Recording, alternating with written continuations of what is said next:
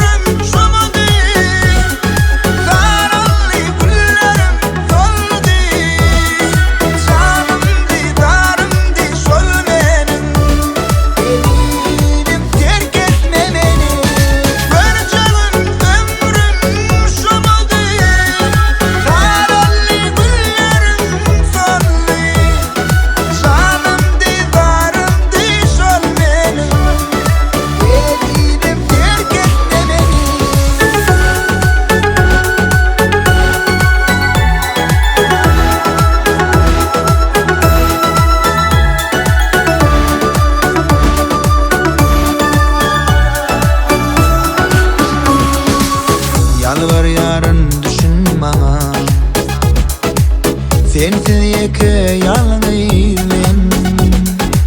Neyledin bu deli yürek, delirdim deliler kimi. Yalvar yarın düşün bana, sensiz yeke yalnız ben. Neyledin bu deli yürek,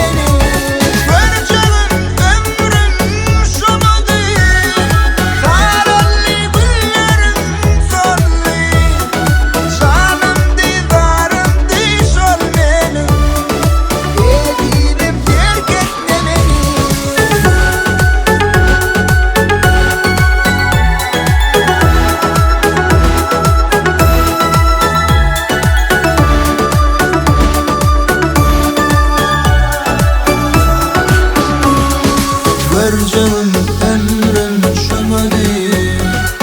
Kararlı günlerim sardı. Canım divarım diş ol benim. Evden terk etme beni.